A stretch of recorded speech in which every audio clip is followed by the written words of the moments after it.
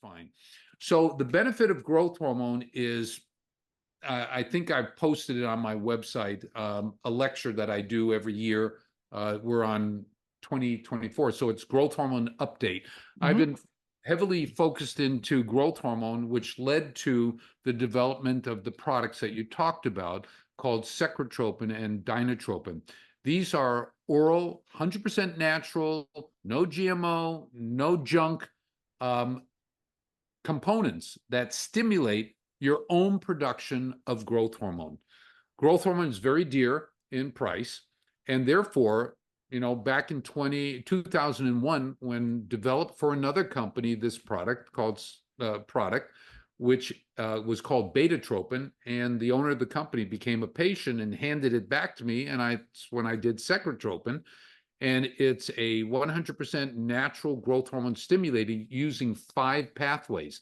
That's why it works better than things like CJC, Ibuprofen, Seromorelin, because they're single channel secretagogues. Ours is 5 channels.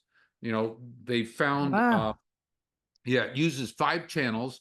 One of the channels is arginine, which drops the production of somatostatin that shuts off growth hormone production when you hit what's called threshold.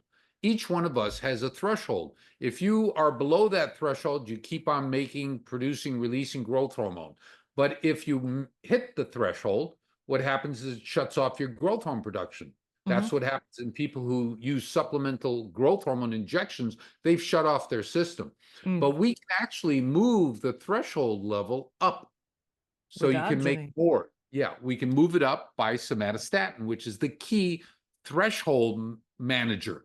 Okay. So if you can change the level from being low to high, you can raise your growth hormone levels to higher points, but you don't need to raise growth hormone very high. Okay. You need it, 200, in the optimal, 200 in the optimal range, which is 50 to 75 percentile of the range.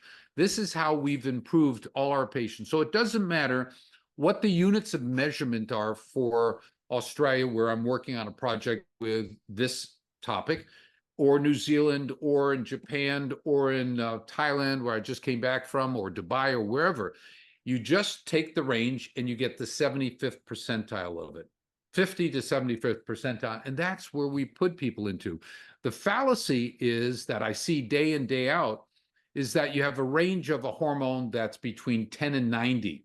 You come in at 11, and a traditional doctor will say, you're within the goalposts, Oh, you're normal, you're with it. And you tell the doc, but doc, I'm depressed, no libido. And he says, what? Oh, you're depressed.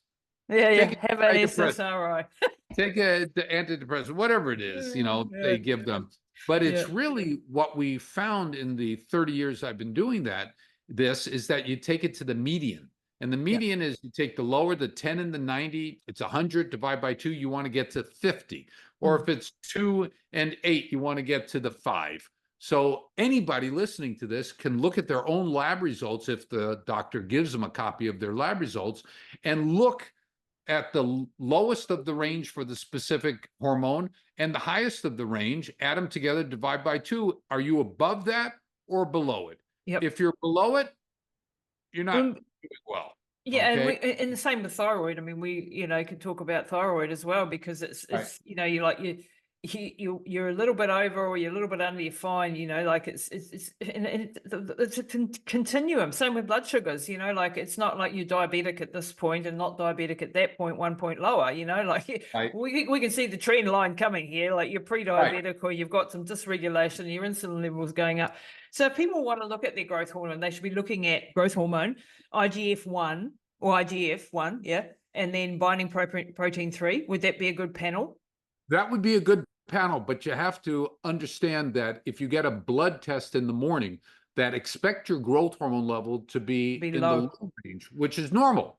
This is where, trying to train some of the colleagues that are new in this area, this venue, is that growth hormone is produced 8 at night to 4 in the morning. So in the morning, when you get your blood drawn, it's obviously going to be low because you're multiple half-lives, because the half-life of growth hormone is 20 minutes unbound, 30 minutes when it's bound.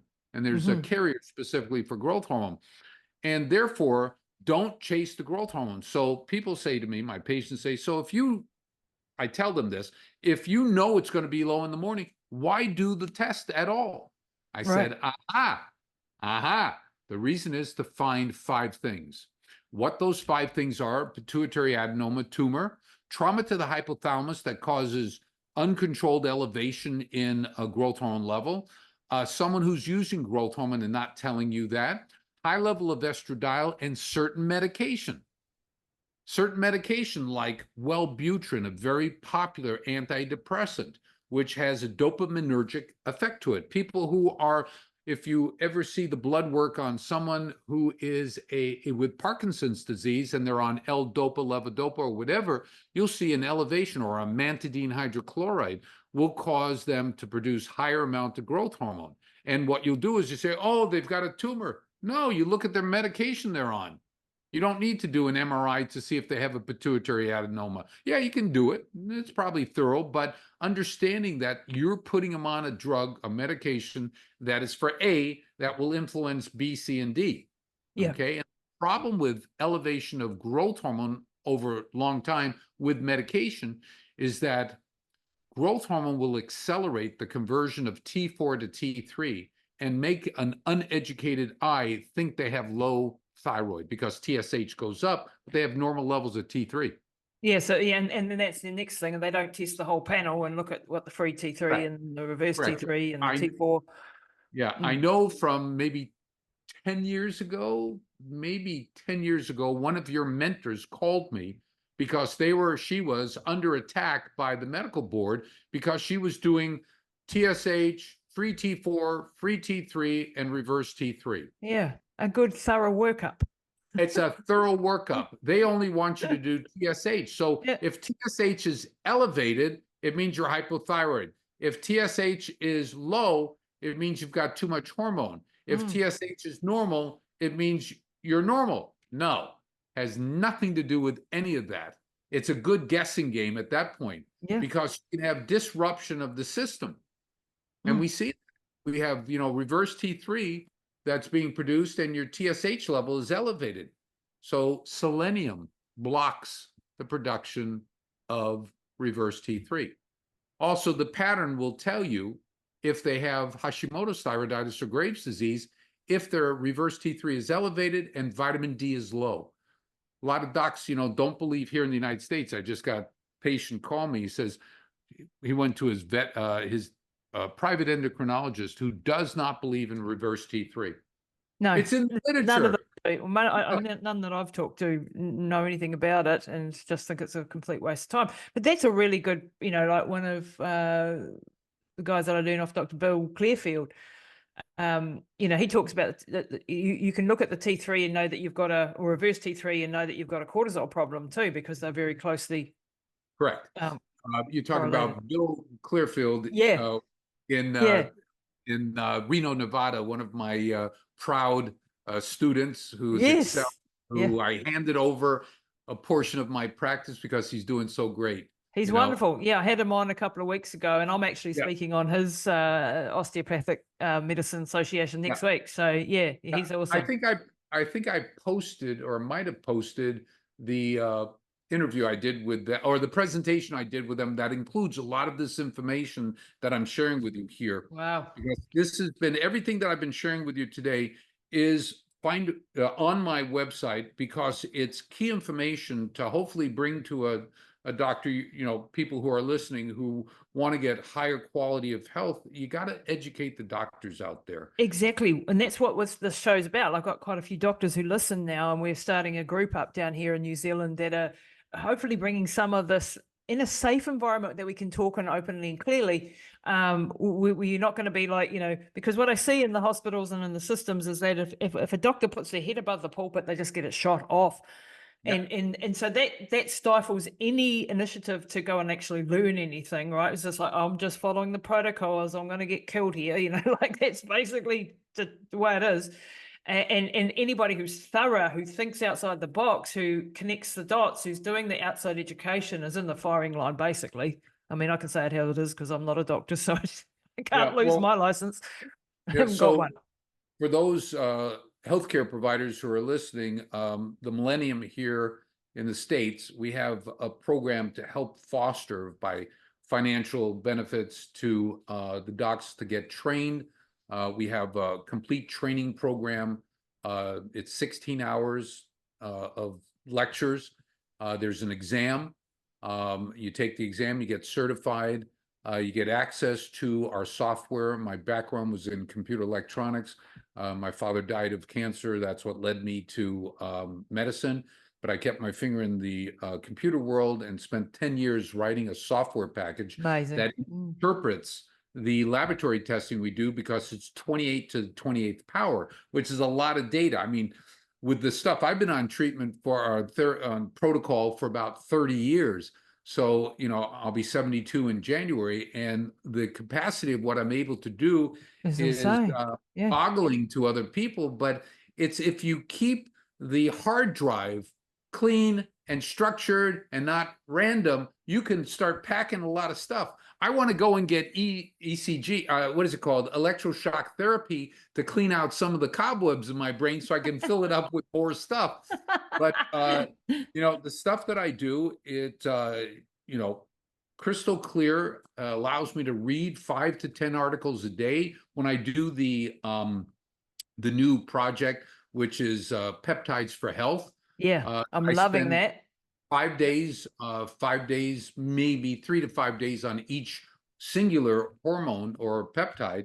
And it forces me to do deep dives into an international array of literature and read a lot of stuff and come back. I've got a beautiful one coming up with a chart to put together orthopedic peptides, the 3 peptides we spoke about earlier. It's all there. And I'm talking about it now. Let you have all the information. I want people to be knowledgeable. I don't sell it. You can go and acquire all the education or the information on my YouTube website or YouTube channel, as they call it. My daughter, one of my 3 daughters, who's a doc who works with me, she said, "Pop, you got to go and do this YouTube. You've got so much content. You need to disseminate it." Absolutely. And she's so right. And you need someone who knows how to do YouTube. My God, I'm trying to work on that too. Well, it's a big job. It's a big job. What do they call it? DIY guy. You have to be like it. Yeah, you do, because I'm learning. Your information needs to get out not only to the doctors but to people like me and we need to understand all this so that we can, challenge and educate ourselves and that's what this channel is all about, is about taking responsibility and being preventative and understanding and not just outsourcing your care to any single doctor, because the knowledge is changing all the time. As you can see, you have a specialized knowledge in this area, not your local doctor's probably not going to have that. So you need to go and present that to them. And I take time out of my schedule. I don't charge anything to do things like we're doing here, to share the information, to let them know, your clients, the patients, know there's hope. And part of that hope is finding the right doctors that will be, able to be proactive and to provide it. There are a lot of nutraceutical, natural things that we can do to help, but understanding that there is a pathway to get people healthy so that they don't need a multitude of medication, Now, I'm not anti-pharma, but I think there are tiers or steps to be taken to try and mediate the problems that an individual has. I mean, people who have depression, I look at their lifestyle and, they're drinking, they're taking drugs. Stop that and they get better. Exactly. You don't want to have and get off some of the meds. The doctors who dispense the medications without first fixing the lifestyle issues, they're codependent. They're supporting their addiction. You got to fix their addiction. Yep. At least that's my. No, it's exactly right. Lifestyle is, and that's a harder sell, because people want to pop a pill and just, I don't want to know all the stuff. I just give me the one thing. And don't charge me very much, and it shouldn't cost anything, and it should be just, that's not how it works, right? It's complicated. There's a lot to it. There's trial and error.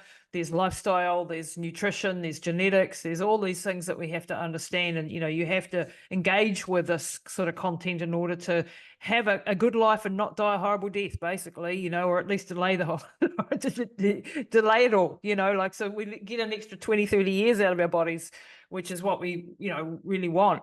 I mean, just coming back quickly to the peptides, the three that you've covered so far in your series, which I'm really enjoying, the BPC 157, the TB 500, and the IGF-1 LR3. Just give people a little bit of a brief, and we can link to those in the show notes as well. But Right.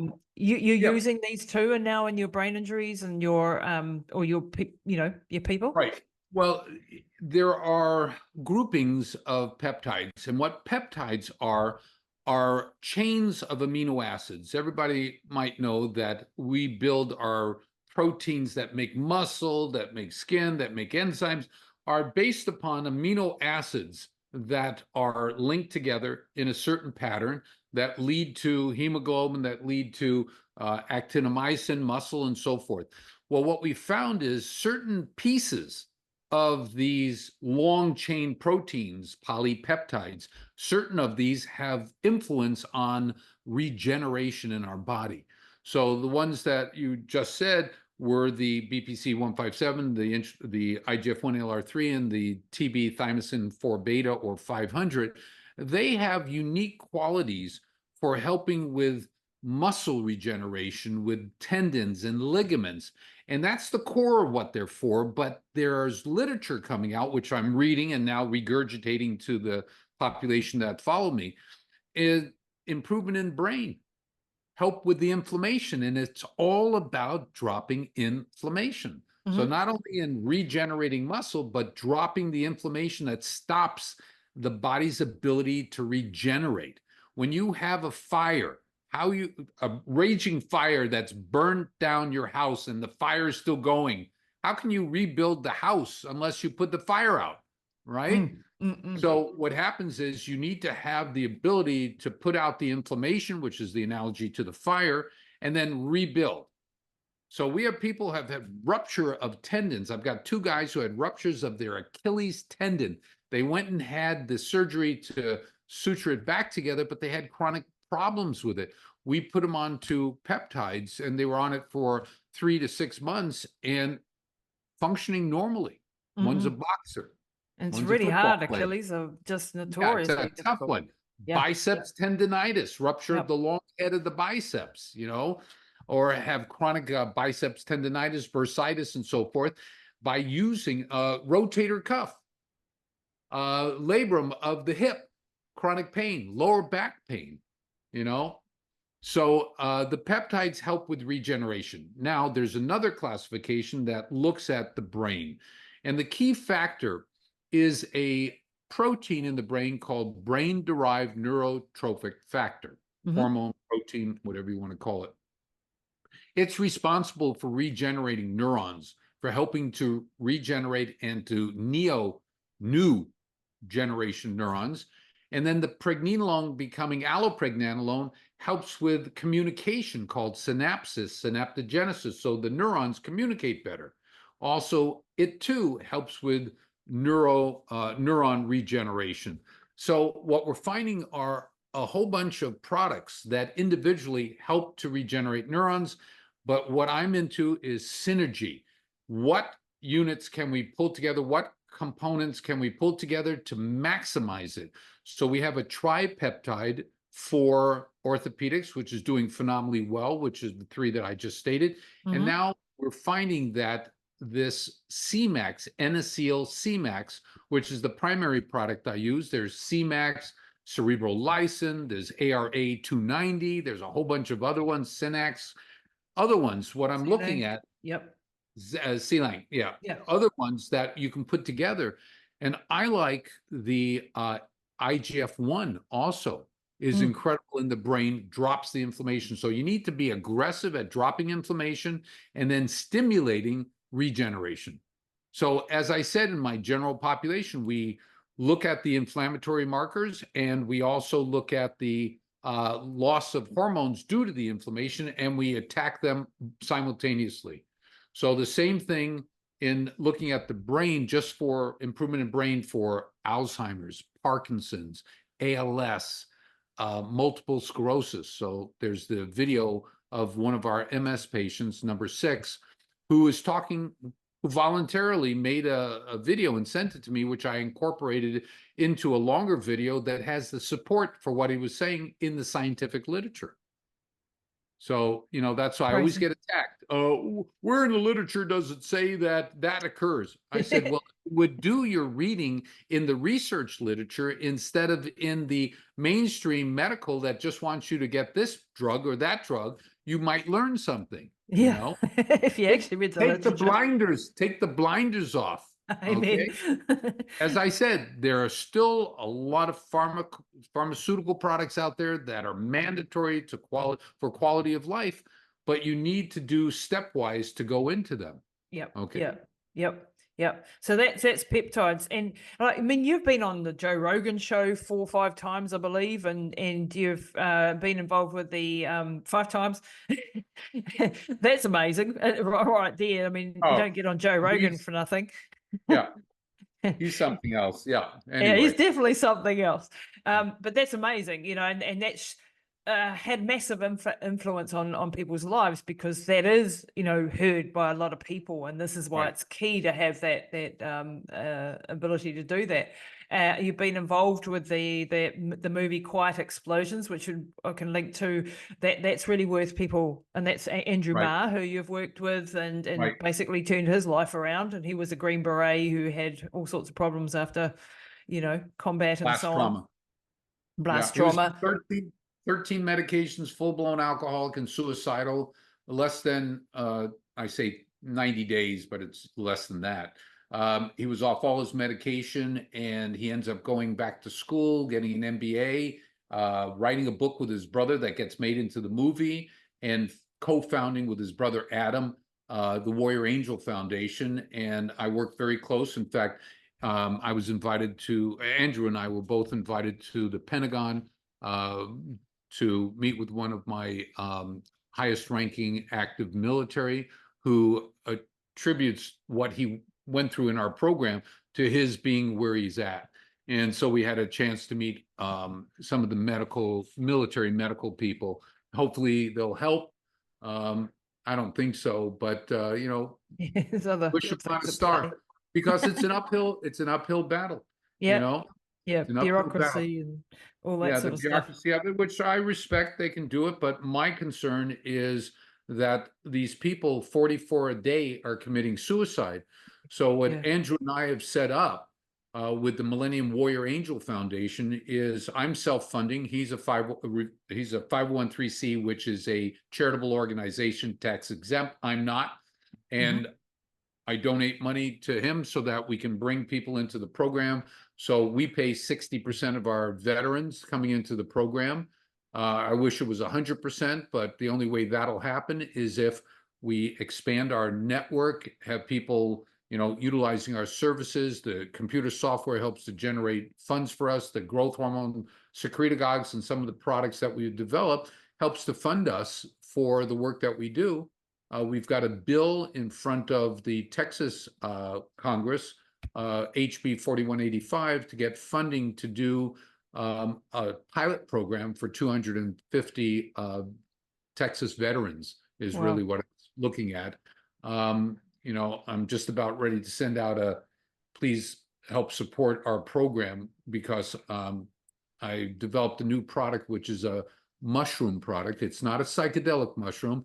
It's a medicinal mushroom, 6 medicinal mushrooms together, which help to drop the inflammation in the brain. Wow, like lion's Okay. mane and reishi and things like that. Chaga, Cordyceps. yeah, Chaga, cordyceps, yep. chaga, yeah. And Wow. the literature supported. It took me 3 years to put the science together. And I have a company that we're delivering it through nanoliposomal, so it gets absorbed rapidly. And we're right now, August 1st, we started the recruitment of veterans who meet certain criteria. They can't be on any hormones or any medication. And we pay for 3 months of their entire workup, treatment, products, everything, and monitor them every month as to how they're doing. And then we look at a secondary laboratory test, which looks at interleukin 6 and tumor necrosis factor alpha and highly sensitive C-reactive protein. And we monitor them. So the theory is if the product is working, it'll lower those levels. I've seen it in the past with a project we did 6 or 7 years ago that worked very well. But this product, if it works, it's inexpensive relative to everything else. And that's what I'm looking for, is how we can make it as close to zero as can be. Yeah. And it's a multimodal approach, you know, like it's never going to be the one thing, is it? You know, it's just like with hormones, it's not just testosterone, and it's not just, you know, it's working with nutraceuticals and sometimes drugs and sometimes hormones and lifestyle to actually affect people's lives. Yeah, but our goal has been to get people better and to stop the treatment, because a true therapeutic regimen does what? Treats them, fixes them, they recover, they go about life. And we have had success in that if they're not using injectable testosterone, which shuts off their natural production. It's too late, yeah. Once I've been doing that. So now they're going to be on chronic therapy. If they're on chronic testosterone, they're on DHEA, they're on zinc, they're on pregnenolone, they're on this, that, and the other. So we just had a major out of the Army in Texas, Fort Hood, who was on our program for 6 months. He was on 8 medication. At the end of 6 months, he's off of all medication, and he stops our protocol. He never was on injectable testosterone. He stopped the protocol. Now he works for a national organization. What is the name of the company? Not Synamtech. Who helps psychologists, sociologists deal with patients with traumatic brain injury. So he had me go on the program and to do a presentation. Wow. You know, a canned presentation, and now they're referring people to us. And these are people who have not done well on the traditional approach. And that's the key. If they haven't done well on the traditional approach, our therapeutic regimen has a 78.3%. 78.3% of the people were 50 to 100% better in 12 months. Wow. And these are difficult people. You know, these are people that have already been around. No, all across the board. They've all been on medication. It represents 840 people that from 2019 to 2021 on our program. Wow. And this is what I presented to Walter Reed, you know, Walter Reed in Washington, and to Georgetown University last year. And this year they had me go to Maryland to do 2 hours of presentation twice a day for 2 days to a group of healthcare providers in the military. I didn't really think it went well because they're so fixated on the standard, you know? Yeah. We've got over 9,500 people in our program, of which over 2,000 are military. That's a lot. Something going wrong. Yeah, you know, like we're not getting the recognition for it because they want certain studies. All the studies have already been done. Yeah, I know. My argument is in the literature, what I'm doing has already been done. Yeah. But it just seems to be like people like you that are at you're just at the front of the wave. And even if you're not having the effect in that association or that organization, doing things like this gets direct to the consumers, direct to the people that are hearing this, that are dealing with this, and they're walking in my door and they're walking in other people's doors, and they start to ask for this, and they start to reach out, and they start to realize there is an alternative way. I'm dealing with a young man at the moment who's just for years been told he's got depression when he's got massive traumatic brain injuries, and you know, working with a couple of colleagues here, and you know, and it's a roller coaster, you know, like getting him off certain things with the doctors and carefully getting him off these addictive drugs that have wreaked havoc, and then rebalancing him, and then hyperbaric, and then, you know, neurochiro, and all of these aspects that we're putting into this young man to try to give him his life back, you know. And so I think it's like, even if you're not having the you've got to focus on the light of because you are reaching out to the millions via these sort of channels, you know, my channel and all the other ones that you've been on, and actually that's where the rubber hits the road, and that's having an international impact, you know, that's an international impact. And it's always got to be a ground, you know, resistance movement really that changes medicine, you know. It's one of us at a time. You know, I'm putting together a little group of doctors and allied health professionals down here, and we're trying to get some of this cutting edge information down here to start to get doctors and practitioners educated on some of this, so that they can have that influence on their realms and their, you know, slowly. And it's hard. It's like moving a cruise ship, right? Yeah. With no motor. with no tugboat. No tugboat. Yeah, you know, this the sad aspect to it is all of us, I would think, that went into medicine, healthcare, is because we really wanted to bring the best of lifestyle, life quality to life to our clients, patients, what have you. And I'm finding that that really isn't the case. The majority of people that I see, unfortunately, want to just keep status quo. Okay, they want to keep that. They don't want to read more.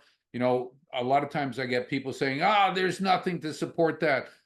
When I give lectures, public lectures to organizations that are not one of the organizations I normally go to, I'll have slides where I'll challenge someone in the audience. I'll have a slide of testosterone and depression, estrogen and depression, pregnenolone, depression, progesterone, thyroid and depression, blah, blah, blah, all the key hormones.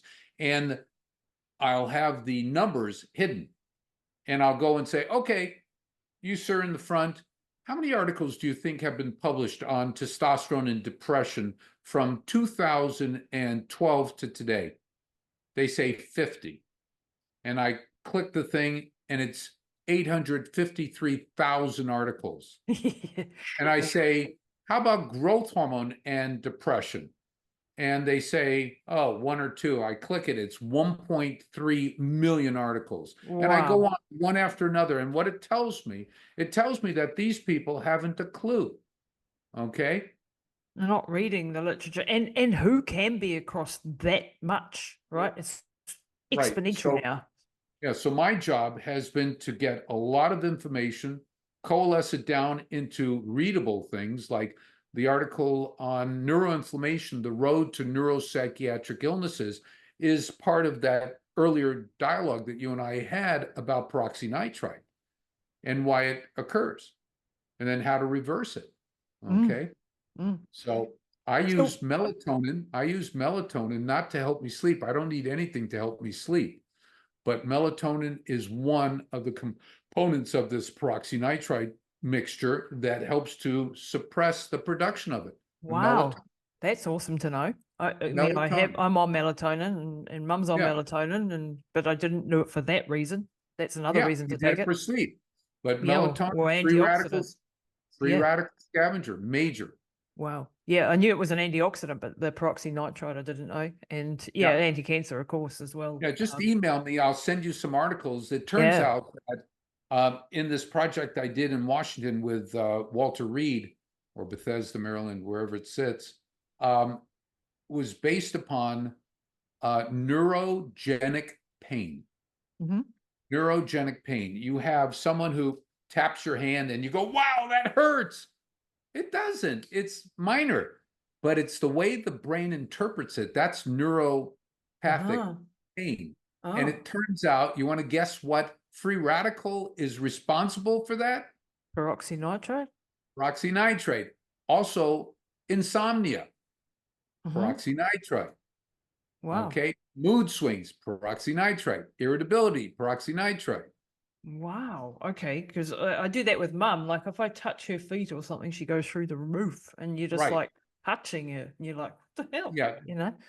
That is, I mean, there is a psychiatric component to it also, hyperesthesia, where you know, hyper pain. And that's what peroxynitrite is psychogenic and then biochemical. So I need to study that a little bit more and work out how to get that down in the body. Your mom had a hemorrhage.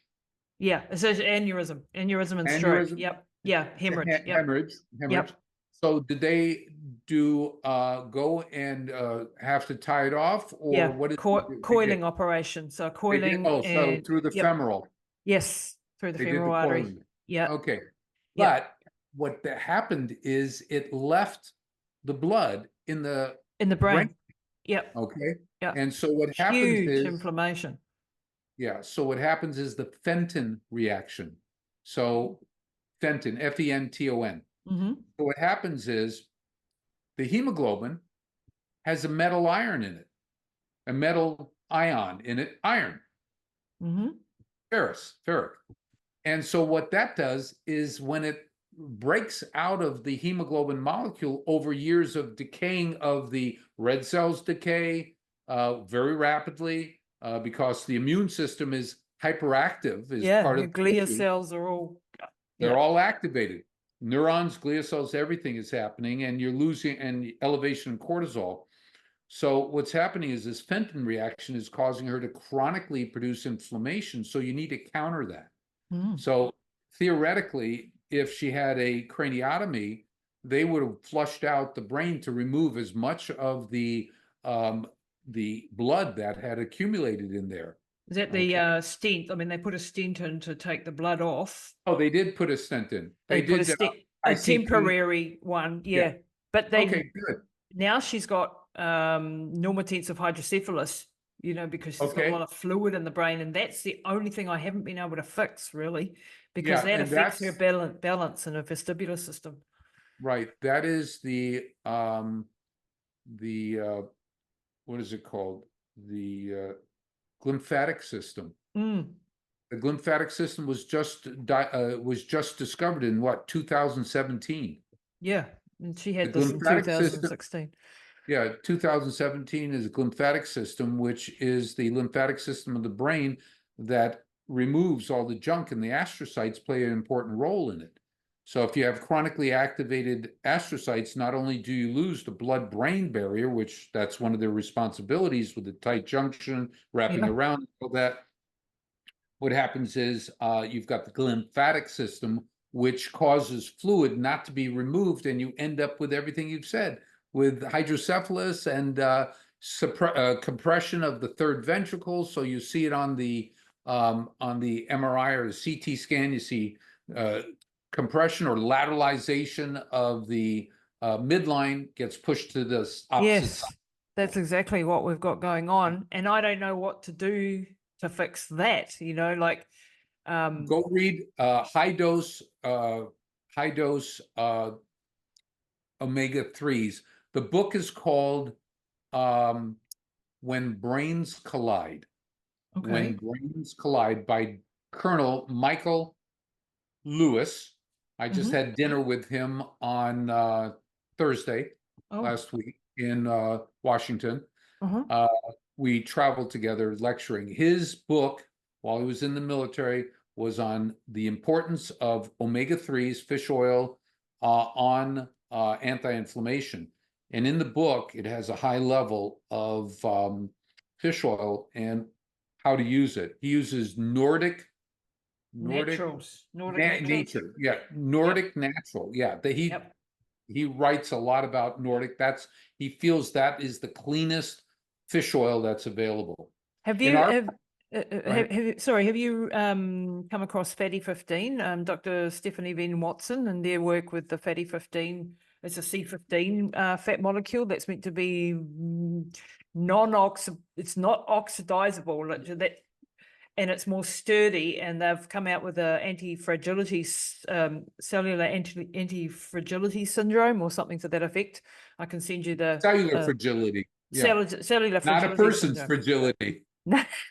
Okay. No, cellular fragility, anti-fragility. So this C15 carbon 15 molecule, which I've a fat, beta-decanoic acid, is stable and sturdy, and so the omega-3s. This was a lady who worked with dolphins in the Navy, with the Navy dolphin pods, and they had high fat, dolphin pods that ate high fat candlefish, and then they had pods that had normal, and they saw that the ones that had normal fish that weren't these super high C15, they Right. developed all the age-related diseases and non-alcoholic fatty liver diseases and metabolic syndromes, even in dolphins, Alzheimer's in dolphins. And then they thought, hang on a minute, this what was it that was causing the difference? And it was the C15. And now they've done 15 years of research on it, and so that'd be worth having a look and talking to Colonel Michael what he thought about fatty 15. Right. Because this is like a omega-3, but better, so to speak. Yeah, you know. Well, they've got pharmaceutical omega-3. I don't know what the chemical I think is, that's but as good. very expensive. Very Yeah. expensive. And it's not as good, I don't think. There was. Well, you know about it. Yeah, and it's not. Well, I have heard about it. I know there was some reason, I can't remember now, but it wasn't as good. But have a look at this fatty 15. But yeah, I'm trying to, like, I'm seeing probably should take that off here, but I'm seeing a neurosurgeon later this month for her to see if they'll put a stent in and take the fluid off the brain. But she's 82, she's extremely fragile. That's another surgery, etc., etc. The risk factors we have to weigh up. Right. Versus a lack of vestibular system. And when you don't have a vestibular system, of course, her risk of falls are just huge. Right. So every step I have to, monitor in their entire life. So I'm trying to weigh up the risk factor of surgery versus the risk factor of fall. See if you can get the book when Brains Collide. Maybe I can get him on the podcast. I can get him on the podcast, perhaps. If you want. Let me an intro. Refer to Mike Lewis. Yeah, that'd be amazing. Yeah. Okay. All right. All right, Dr. Mark, we should wrap up the official recording and stay on the line. I have another couple of questions. Where can people find you, your work? Can people become a patient of you or your clinic or Millennium Health or and your supplement range? You've got Brain Rescue 1, 2, and 3. You've got Dinotropin and Secretropin for those people that are in the States.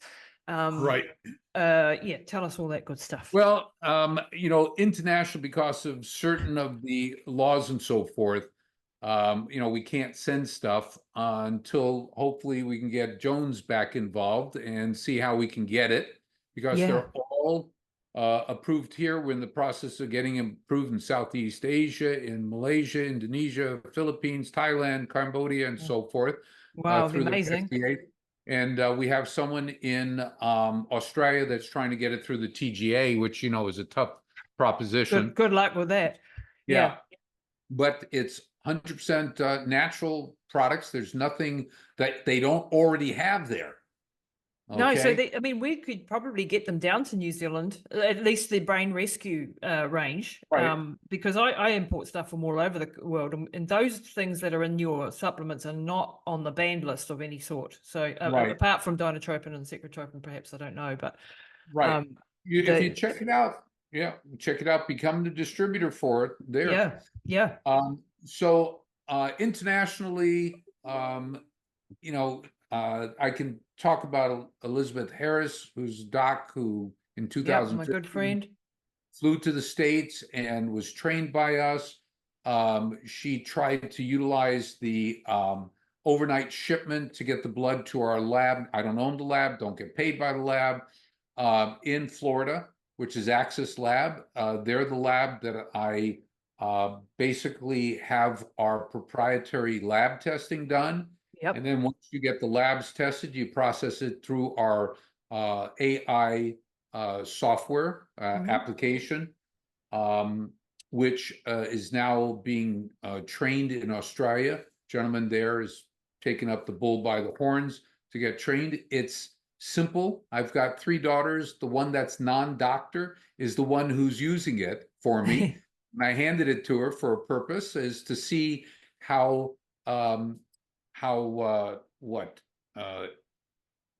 easy it is. There's a term that I'm looking for, but instinctive use.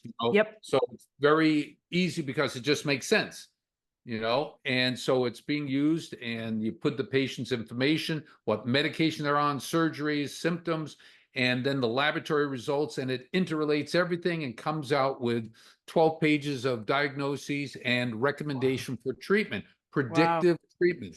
I'll send you a sample of it. Yeah, that's Sample, amazing.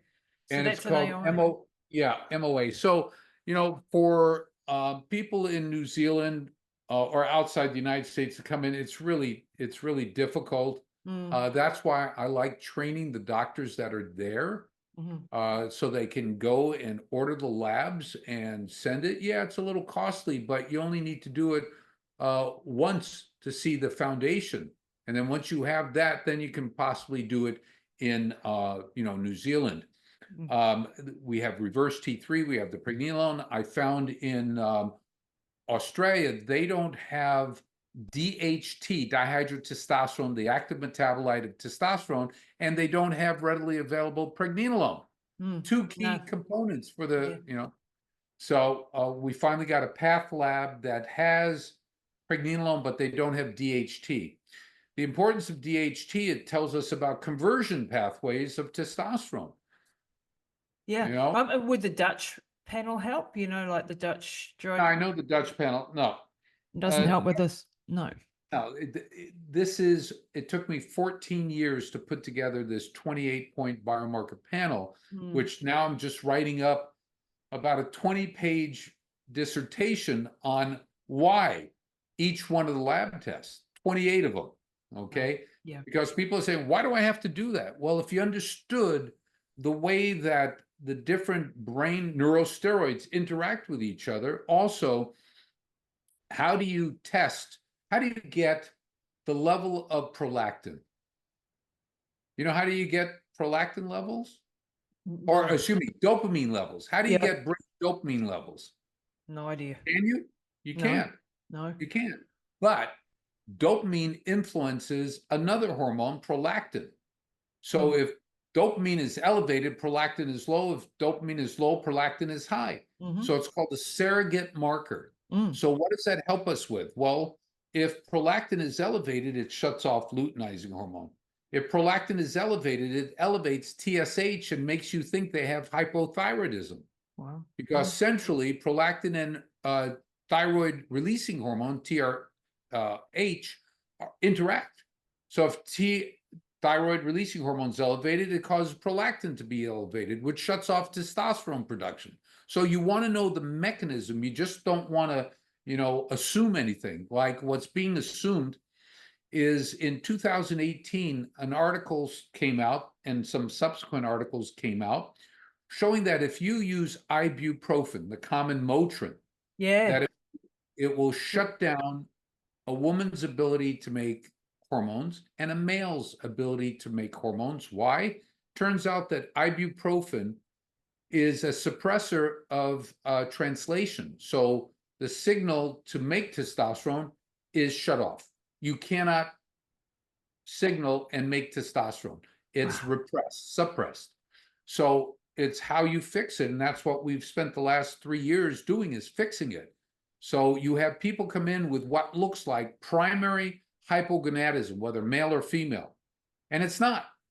It's because the suppression of the ability of luteinizing hormone to be recognized on the thecal cells in women, the Leydig cells in males, which leads to production of your steroid hormones. LH is the linchpin, is the initial inducer of conversion of cholesterol to pregnenolone, the mother of all hormones. If you interrupt that by using testosterone, estrogen, that gets interrupted. You have head trauma, it interrupts that. Wow. You use ibuprofen, it interrupts its ability to be recognized. And how many people are taking ibuprofen every day? Everybody. Amazing. Yeah. And also, like, if you're taking testosterone, is that then going to back up cholesterol in the cells? Like, are you going to get a backup of cholesterol happening? Great point. In our patient population, which is over 10,000, who we've done repetitive labs to, 2 patterns came out. Pattern number 1, in people who are testosterone deficient, they tend to have elevated cholesterol. Why? Cholesterol is what becomes testosterone. But then, okay, high cholesterol, why aren't they making testosterone? There's a block in the enzyme system. Okay. Then in people who have high levels of testosterone, they have high levels of cholesterol. Why? Because the body's being told it doesn't need to transport it forward to make cholesterol into pregnenolone inside the mitochondria to pregnenolone to DHEA and so forth. So it starts backing up. And that's because testosterone elevation locally shuts down its own enzyme system. So too high or too low, both bad. We want that Goldilocks, as with most things. Absolutely. So, those are the mechanisms that appear to be functioning, and looking at the steroidogenic pathway. It's the way cholesterol becomes estrone, estradiol, testosterone, DHT, DHEA, DHAS in the brain and below the neck is fascinating science. And in one of the projects I had in, where was it? Fort Bragg in North Carolina, I was getting a lot of their guys with high level of DHEA and low levels of testosterone. Well, DHEA converts to testosterone, but what was going on? It turns out because of their combat training, close quarter combat training, they were inhaling mercury and lead vapor. From the guns. Oh, wow. For the gun, from the mercuric chloride, which is in the primer, and the lead, which is going through the chamber, spinning and generating vapor of lead. They were inhaling it, and it poisons a specific enzyme, 3-beta hydroxysteroid dehydrogenase, and 17-beta, 17-alpha or 17-beta. But it poisons the enzymes. And we're seeing in environmental toxins where you get poisoning of the enzyme system. I don't know if you saw the article I wrote on dysphoria, gender dysphoria, and hormone disruption. No, didn't see that one. It walks you through what I believe is the cause for why we're seeing a lot of confused genders. And that's because in, the first trimester of life is when the first pulse of hormone starts telling the brain to become male or female. And then after birth, the solidifying hormone pulse to tell you male or female in the brain. And it turns out that there's something called transgenerational toxicity, where the mother passes the glyphosates, disruptive glyphosates, to the baby. And leads to interruption of that pulse. Wow. So I wrote about it, I think last year, and it's on there. So it's explains the possible mechanism why we're having now so many people with gender dysphoria. Okay. And, if you look at the statistics, we've recently had this spike. And if you look at the timing of when glyphosates, the Roundup and some of the other chemicals, horrific stuff. Horrific stuff. And now, China is bringing us a lot of their produce to Whole Food, which is organic, and it's not organic, the scam that came out of that. And it has a lot of toxins on it. There's a women's organization that goes into a lot of our markets, grocery stores, to check out stuff. Wow. Scary.